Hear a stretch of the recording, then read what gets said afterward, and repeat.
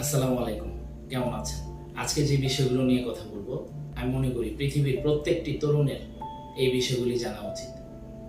Number 1 হলো চরিত্র। আসলে একবার যদি চরিত্র নষ্ট হয় তাহলে ওইটা কখনো রিকভার করা যায় না। আপনি যদি কারো বিশ্বাস হারিয়ে ফেলেন, ওইটাকে আপনি ঠিক করতে পারবেন না।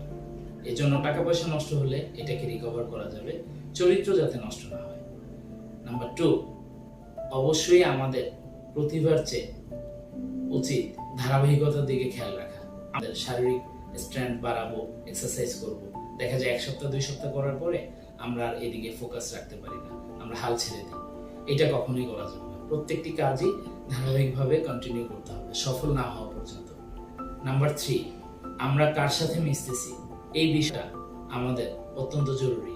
আমরা যদি চোরের সাথে মিশি তাহলে অবশ্যই পরবর্তীতে এই চোরের চরিত্র আমাদের হবে। আবার আমরা যদি ভালো মানুষের সাথে মিশি তাহলে ভালো মানুষের চরিত্রটা আমাদের মাঝে চলে আসবে। তো এই জন্য আমাদের খেয়াল রাখা উচিত আমরা কার সঙ্গে মিশতেছি। আমাদের অবশ্যই নিজের স্বাস্থ্যের প্রতি খেয়াল রাখতে হবে। যদি আমাদের একবার স্বাস্থ্য নষ্ট হয়ে যায় তাহলে আমি যতই সফল হই এটা কোনোই কাজে আসবে না।